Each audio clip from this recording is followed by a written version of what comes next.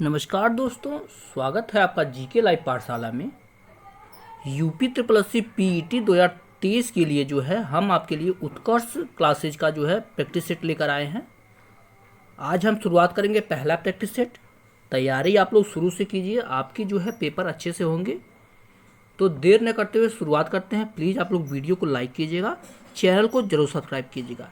Paid 2023 के लिए पहला लेक्चर है। अगर आपका रिस्पांस अच्छा रहा तो डेली आपके लिए एक एक प्रैक्टिस सेट लाएंगे और हर अच्छे बुक जो है आपके जो है कवर कराया जाएगा। पहला क्वेश्चन है, निम्नलिखित विदेशी यात्री किस क्रम में भारत आए थे? सही जवाब हो जाएगा आपका, देखिए पहले सर थॉमस रो आए थे, फाहियान आए थे, ह्वेनसांग आए थे, इस तरह से दिया गया है। सही जवाब आएगा पहले नंबर पर फाहियान आए थे, उसके बाद आपका ह्वेनसांग आए थे, उसके बाद सर थॉमस रो आए थे। सही जवाब हो जाएगा आपका ऑप्शन नंबर यहाँ से सी सही हो जाएगा। पहले क्वेश्चन का सही जवाब ऑप्शन यहाँ से आपका सी सही हो जाएगा। अगला क्वेश्चन है, विजयनगर साम्राज्य की स्थापना किसके शासनकाल में हुई थी? तो इसका सही जवाब हो जाएगा आपका ऑप्शन नंबर बी, मोहम्मद बिन तुगलक के समय में जो है विजयनगर साम्राज्य की स्थापना हुई थी दक्षिण भारत में।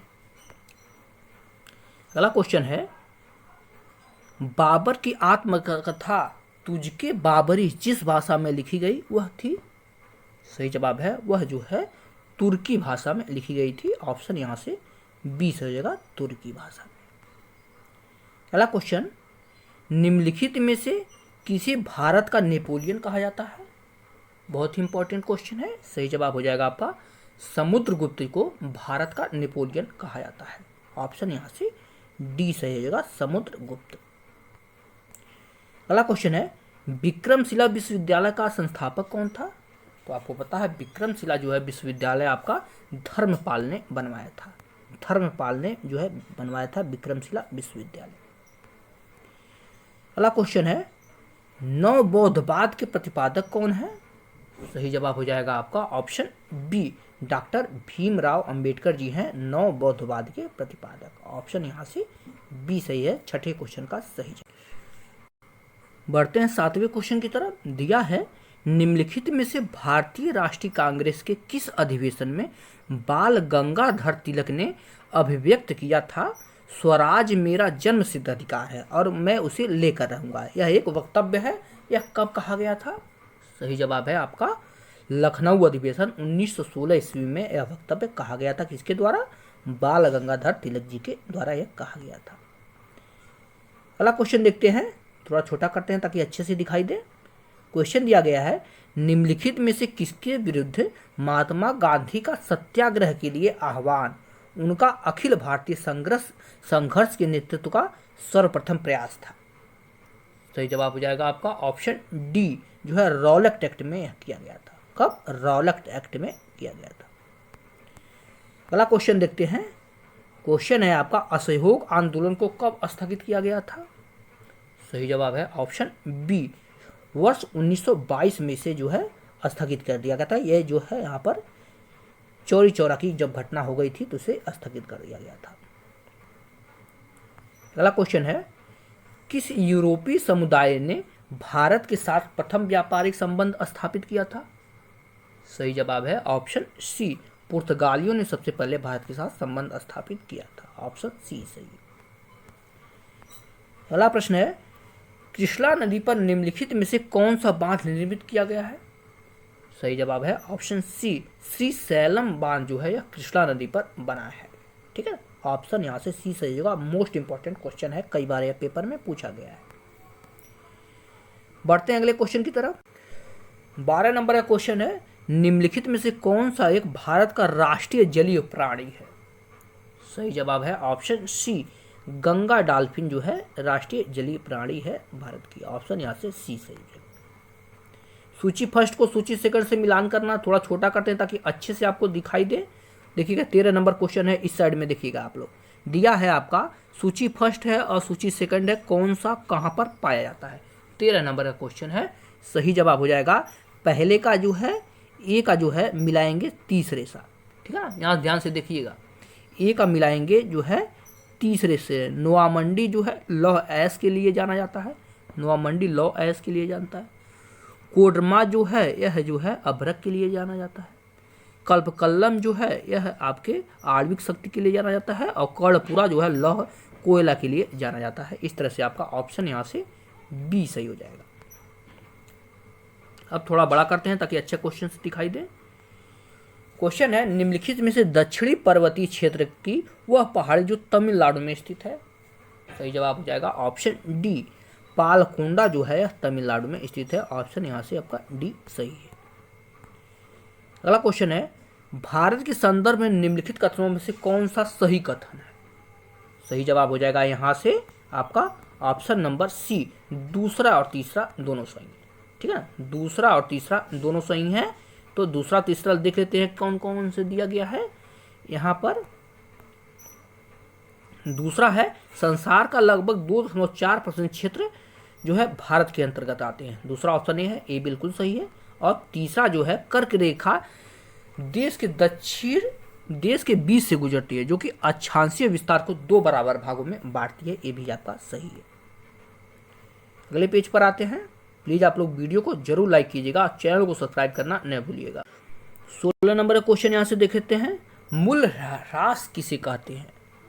सही जवाब हो जाएगा आपका ऑप्शन नंबर बी, भौतिक संसाधन के इस्तेमाल के दौरान होने वाली टूट फूट को जो है मूल्यह्रास कहते हैं। ठीक है ना, ऑप्शन यहाँ से बी सही हो जाएगा 16 नंबर क्वेश्चन का सही जवाब। 17 नंबर का क्वेश्चन देखते हैं, दिया है क्षेत्रीय ग्रामीण बैंक की स्थापना किस वर्ष की गई थी। सही जवाब है ऑप्शन सी, 2 अक्टूबर 1975 को क्षेत्रीय ग्रामीण बैंक की स्थापना की गई थी।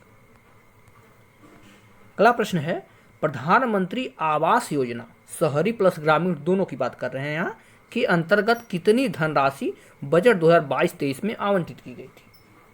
सही जवाब हो जाएगा आपका ऑप्शन नंबर डी सही हो जाएगा, 48,000 करोड़ रुपए जो है आवंटित किए गए थे। ऑप्शन नंबर यहाँ से डी सही है। अगला प्रश्न, अंतरराष्ट्रीय मुद्रा कोष की स्थापना किस वर्ष हुई थी। मोस्ट इंपॉर्टेंट क्वेश्चन है। सही जवाब हो जाएगा जुलाई 1944 में की गई थी। ऑप्शन यहाँ से ए सही है। नेक्स्ट क्वेश्चन देखते हैं। क्वेश्चन है आपका, संवेदी सूचकांक में कितनी कंपनियों को शामिल किया जाता है। सेंसस की यहाँ बात हो रही है। सही जवाब हो जाएगा आपका ऑप्शन बी, कुल 30 कंपनियों को शामिल किया जाता है। ऑप्शन बी सही है। अगला प्रश्न है, संसदीय स्वरूप के शासन का प्रमुख लाभ यह है कि, तो इसका प्रमुख लाभ की अगर बात करें तो यह है कार्यपालिका विधानमंडल के प्रति उत्तरदायी बनी रहती है। ऑप्शन यहाँ से सी से हो जाएगा क्या, कार्यपालिका जो है विधानमंडल के प्रति उत्तरदायी बनी रहती है। अगला प्रश्न है, निम्नलिखित में से कौन से अनुच्छेदों में उच्चतम न्यायालय का एक अभिलेख होना कहा गया है। सही जवाब है ऑप्शन बी, अनुच्छेद 219 में यह बात कही गई है। ऑप्शन यहाँ से बी सही है। अगले पेज को देखते हैं। प्रश्न है, भारतीय संविधान के 44वें संशोधन द्वारा मौलिक अधिकार की श्रेणी से निम्नलिखित में से किसे हटाया गया था। सही जवाब है आपका ऑप्शन सी, संपत्ति के अधिकार को जो है यहाँ से मौलिक अधिकार से हटाकर इसे अनुच्छेद 300 क में रखकर एक कानूनी अधिकार बना दिया गया था। इस बात को आप लोग ध्यान में रखेंगे। अगला प्रश्न है, निम्नलिखित में कौन सा संसदीय शासन प्रणाली से अधिक अवच्छिन्न तत्व है। सही जवाब है ऑप्शन सी, क्या है, कार्यपालिका और विधायिका का संयोजन। ठीक है ना, कार्यपालिका और विधायिका का संयोजन। ऑप्शन सी सही है। अगला प्रश्न है, संविधान के किस भाग में 3 सोपानों में पंचायतें बनाने की परिकल्पना की गई थी। मुख्य रूप से पूछा गया है पंचायती राज व्यवस्था भारतीय संविधान के कौन से भाग में है। सही जवाब है ऑप्शन ए, भाग 9 में है, जो है त्रिस्तरीय पंचायती राज व्यवस्था की बात की गई है, जो कि बलवंत राय मेहता के जो है संततियों पर की गई है। अगला प्रश्न है, वाहनों द्वारा तय की गई दूरी मापने के लिए किस यंत्र का प्रयोग किया जाता है। सही जवाब है आपका ऑप्शन सी, ओडोमीटर का प्रयोग किया जाता है जो है दूरी मापने के लिए। ऑप्शन यहाँ से सी सही है। अगला प्रश्न है, निम्नलिखित में से कौन सा परमाणु प्रतिरूप प्लम पुडिंग नाम से प्रसिद्ध है। सही जवाब है ऑप्शन ए, थॉमस का परमाणु मॉडल। ऑप्शन यहाँ से ए सही है, क्या, थॉमस का परमाणु मॉडल। अगला प्रश्न है जंतु जगत का सबसे बड़ा संघ कौन सा है? सही जवाब है ऑप्शन सी, संघ आर्थ्रोपोडा जो है जंतु जगत का सबसे बड़ा समूह है और एक क्वेश्चन बहुत बार पूछा गया है, आपके पेपर में दोबारा से भी पूछा जाएगा। अगला प्रश्न है हरित लवक किसमें पाया जाता है? सही जवाब है आपका 29 नंबर क्वेश्चन का ऑप्शन डी, राइबोसोम में, थाइलेकार्ड में और क्वांटोसोम में पाया जाता है जो है हरित लवक। ऑप्शन यहाँ से डी सही है, उपयुक्त सभी में पाया जाता है। अगला प्रश्न है निम्नलिखित में से किस पेशियों में लैक्टिक अम्ल का जमाव होता है? सही जवाब हो जाएगा आपका ऑप्शन ए, ऐच्छिक पेशियों में जो है लैक्टिक अम्ल का जमाव होता है। ऑप्शन यहाँ से ए सही हो जाएगा। नेक्स्ट क्वेश्चन, रामायण शब्द में कौन सी संधि है? सही जवाब है आपका ऑप्शन सी, इसमें जो है दीर्घ संधि व व्यंजन संधि दोनों है रामायण में। ऑप्शन यहाँ से सी सही है। अगला क्वेश्चन है स्पृशित शब्द का विलोम क्या है? सही जवाब हो जाएगा 32 नंबर क्वेश्चन है, ऑप्शन बी, अनिस्पृशित होता है स्पृशित का विलोम। ऑप्शन यहाँ से बी सही है। नेक्स्ट क्वेश्चन, खिड़की शब्द का पर्यायवाची शब्द कौन सा है? 33 नंबर का क्वेश्चन है। सही जवाब है ऑप्शन बी, गवाक्ष होता है। ठीक है ना, क्या होता है? गवाक्ष होता है। ऑप्शन यहाँ से बी सही है। प्रश्न है आपका 34 नंबर का, निम्नलिखित में से किस विकल्प में वाक्यांश व उससे संबंधित शब्द अशुद्ध है? सही जवाब हो जाएगा ऑप्शन ए, वह जो क्षमा करने योग्य है उसे क्षमाशील नहीं क्षम्य बोला जाता है। ठीक है ना, तो आपका ऑप्शन नंबर ए जो है यहाँ पर सही है। अगला प्रश्न है निम्नलिखित में से स्त्रीलिंग शब्द कौन सा है? 35 नंबर का क्वेश्चन है। सही जवाब हो जाएगा आय। आय शब्द जो है स्त्रीलिंग है, क्योंकि बोलते हैं ना आपकी आय कितनी है। ठीक है ना, तो यह आपका स्त्रीलिंग शब्द है। अगला प्रश्न है देखिए 36 से लेकर 40 तक आपका गद्यांश दिया गया है, उसे पढ़कर आपको आंसर देने हैं। गद्यांश को एक बार हम जल्दी से पढ़ रहे हैं, आप लोग जो है इस बार वीडियो को पॉज करके जो है गद्यांश को अच्छे से पढ़िएगा। दिया गया है, यह सच है कि हर सामाजिक बुराई के उन्मूलन के लिए समाज को ही पहल करनी होती है, मगर यह पहल तभी सार्थक होती है जब शासन भी सकारात्मक कदम उठाए। शराब हमारे देश में लंबे समय से हेय वस्तु मानी जाती है, लेकिन यह भी दुर्भाग्यपूर्ण है कि इसका सेवन भी उतना ही बढ़ा है। नैतिक और अनैतिकता के बीच शराब मुख्य मुद्दा रहा है। अनेक समाज सुधारकों ने नैतिक, धार्मिक व सामाजिक मापदंडों के बीच मद्यपान को पतन की ओर ले जाने वाला बताया है। महात्मा गांधी ने अपने राष्ट्रीय आंदोलन में शराबबंदी को भी प्रमुख विपदा बताया, तो निसंदेह देश का ध्यान भी इस बुराई की ओर गया कि जनता इसके खिलाफ एकजुट हुई। आज देश को फिर उसी गांधी आंदोलन की जरूरत है ताकि नशे की अंधी गली में खो रहे समाज को नई राह मिल सके। दूसरी ओर सुप्रसिद्ध लेखक सुखवंत सिंह का कहना है कि मेरा बस चलता तो मैं भारत में एक ऐसे समाज की स्थापना की कोशिश करता जिसमें लोग स्वयं समझ पाते कि शराब का बहुत अधिक सेवन हानिकारक है। किसी अन्य व्यक्ति या संस्था को उन्हें मदिरा पान करने से रोकने का अधिकार नहीं होना चाहिए। तो ये है आपका गद्यांश। इस पर क्वेश्चन कैसे बनते हैं देखते हैं। 36 नंबर का क्वेश्चन है निम्नलिखित में से नैतिकता शब्द का विलोम कौन सा है? सही जवाब है आपका ऑप्शन नंबर सी, अनैतिकता। देखिए गद्यांश अगर हम पढ़ें तो उसमें 1-2 क्वेश्चन ही गद्यांश से रिलेटेड होते हैं, बाकी 3 से 4 क्वेश्चन जो होते हैं उसका आंसर आप वैसे भी बता सकते हैं बिना को गद्यांश को पढ़े हुए। अगला क्वेश्चन है निम्नलिखित में से इक प्रत्यय से बना शब्द कौन सा है? देखिए ये भी क्वेश्चन आपका बिना गद्यांश पढ़े आंसर दिया जा सकता है। सही जवाब है सार्थक जो है इक प्रत्यय से, माफ कीजिएगा, बना शब्द नहीं की बात कर रहा है, नहीं है, वही तो मैं कर रहा हूँ, सार्थक तो नहीं है।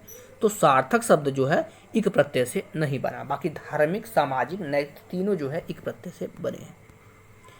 अगला क्वेश्चन है संयम संधि रूप का सही संधि विच्छेद क्या होगा? सही जवाब है आपका ऑप्शन बी, समधन यम होता है संयम का संधि विच्छेद। यह एक व्यंजन संधि का उदाहरण। अगला क्वेश्चन है निम्नलिखित में से मापदंड के पर्यायवाची कौन सा है? सही जवाब है ऑप्शन बी। मानक होता है, पैमाना होता है, प्रतिमान होता है, तीनों जो है यह मापदंड के पर्यायवाची शब्द है। अगला क्वेश्चन है, जिसमें कोई संदेश न हो उसके लिए एक शब्द कौन सा है? सिंपल सा क्वेश्चन है, उसके लिए जो है निसंदेश कहा जाता है। ठीक है, निसंदेह कहा जाता है जिसमें कोई संदेह न हो। ऑप्शन यहाँ से डी सही है। यहाँ क्वेश्चन अब 41 से लेकर 45 से एक और गद्यांश दिया गया है, इसे भी पढ़ के आंसर देने हैं। तो गद्यांश को मैं पढ़ रहा हूँ, आप लोग ध्यान से सुनिएगा, और अगर समझ में नहीं आए तो वीडियो को एक बार पॉज करके गद्यांश को जरूर देख लीजिए। क्वेश्चन है, भारत एक प्रजातांत्रिक देश है। प्रजातंत्र को बनाए रखने के लिए चुनाव अति आवश्यक है।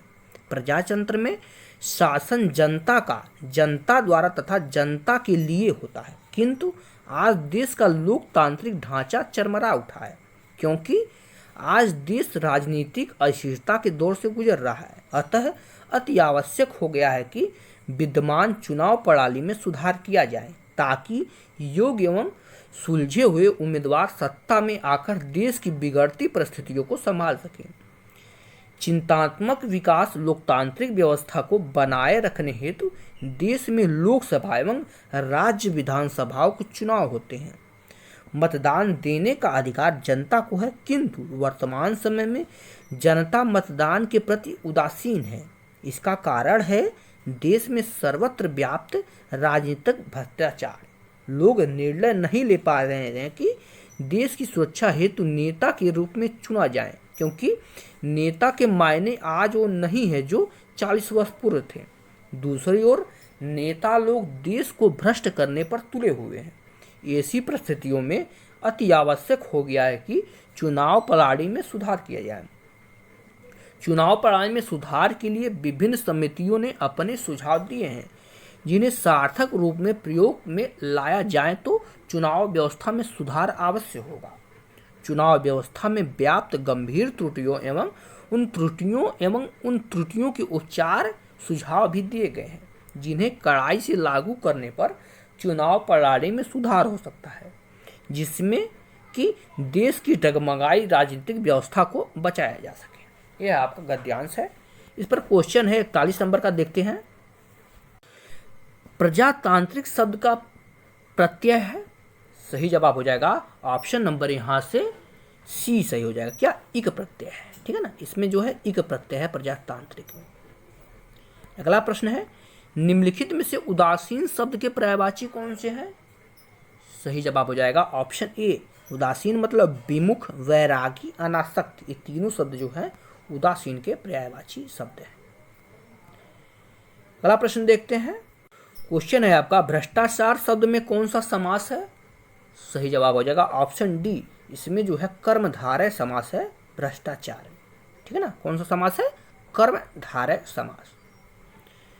अगला प्रश्न है, अत्यावश्यक शब्द का संधि विच्छेद क्या होगा? ऑप्शन नंबर यहाँ से बी सही होगा। अति धन आवश्यक होता है अत्यावश्यक शब्द का जो है संधि विच्छेद। नेक्स्ट क्वेश्चन दिया है, परिस्थिति शब्द में उपसर्ग और मूल शब्द कौन सा होगा? 45 नंबर का क्वेश्चन है। सही जवाब ऑप्शन ए, परिधन स्थिति होती है। ठीक है ना, जो है इसमें उपसर्ग परि होगा और मूल शब्द आपका स्थिति हो जाएगा। ऑप्शन यहाँ से ए सही हो जाएगा। अगला सब क्वेश्चन देखिए, यहाँ से आपका स्टैटिक जीके शुरू हो रहा है। 51 नंबर का क्वेश्चन है आपका, भारत के किस राज्य की तटरेखा सबसे लंबी है? सही जवाब हो जाएगा ऑप्शन यहाँ से डी से हो जाएगा, गुजरात की जो है तटरेखा सबसे लंबी है। नेक्स्ट क्वेश्चन, केंद्रीय औषधि अनुसंधान संस्थान कहाँ पर है? सही जवाब हो जाएगा आपका ऑप्शन बी, यह आपके लखनऊ में है केंद्रीय औषधि अनुसंधान संस्थान। अगला क्वेश्चन है, इंटरनेशनल कोर्ट ऑफ जस्टिस का मुख्यालय कहाँ स्थित है? सही जवाब है ऑप्शन सी, द हेग में है। ठीक है ना, कहाँ पर है? The Hague. ऑप्शन यहाँ से सी सही हो जाएगा। अगले पेज पर आएंगे। 54 नंबर का क्वेश्चन है आपका, निम्नलिखित में से कौन सा पुरस्कार केवल संगीत से संबंधित है? सही जवाब हो जाएगा आपका option number D, Grammy award जो है संगीत क्षेत्र में दिया जाता है। ग्रैमी अवार्ड संगीत क्षेत्र में। नेक्स्ट क्वेश्चन है, रिंगगिट किस देश की मुद्रा है? सही जवाब है ऑप्शन ए, यह जो है मलेशिया की मुद्रा है। ऑप्शन यहाँ से ए सही है। अगला प्रश्न, गीत गोविंद के लेखक कौन है? सिंपल सा क्वेश्चन है। सही जवाब हो जाएगा आपका ऑप्शन नंबर यहाँ से 56 नंबर क्वेश्चन का बी सही हो जाएगा। जयदेव ने गीत गोविंद की रचना की है। जयदेव, ऑप्शन बी सही है। अगला क्वेश्चन है, नवकलेश्वर उत्सव किस राज्य से संबंधित है? सही जवाब है आपका ऑप्शन नंबर ए, उड़ीसा राज्य में मनाया जाता है नवकलेश्वर उत्सव, ऑप्शन ए सही है। नेक्स्ट क्वेश्चन, संयुक्त राष्ट्र सुरक्षा परिषद के 5 अस्थायी सदन कौन कौन से हैं? 58 नंबर का क्वेश्चन है। सही जवाब हो जाएगा ऑप्शन सी। कौन कौन से हैं? चीन है, फ्रांस है, रूस है, ब्रिटेन और यूएसए है। ठीक है ना, ये आपकी अस्थायी सदस्य है। ऑप्शन यहाँ से सी सही हो जाएगा। अगला क्वेश्चन है, साजन प्रकाश किससे संबंधित है? सही जवाब हो जाएगा आपका ऑप्शन बी, यह जो है तैराकी से संबंधित है। यह एक तैराक है। ऑप्शन यहाँ से बी सही है। अगला क्वेश्चन, भारत में वायुसेना दिवस कब मनाया जाता है? सही जवाब है, यह जो है 8 अक्टूबर को मनाया जाता है वायुसेना दिवस। ऑप्शन सी सही है। अगला क्वेश्चन है, 10 जनवरी 1991 को सप्ताह का कौन सा दिन था? 61 नंबर का क्वेश्चन है। सही जवाब हो जाएगा आपका ऑप्शन डी, यह जो है शुक्रवार था। यहाँ से आपका रीजनिंग की शुरुआत हो गई है, तो जो है शुक्रवार था। ठीक है, अब देखिए जो है जीके का जो है पोर्शन हो गया है पूरा, हिंदी का पोर्शन पूरा हो गया है। मैथ के लिए हम स्किप करते हैं। पीडीएफ में जो है आपको मैथ का भी पीडीएफ मिलेगा। वीडियो को लाइक कीजिएगा, चैनल को जरूर सब्सक्राइब कीजिएगा और पीडीएफ के लिए हमारे टेलीग्राम चैनल से आप लोग जरूर जुड़िए। मिलते हैं नेक्स्ट लेक्चर में, तब तक के लिए धन्यवाद।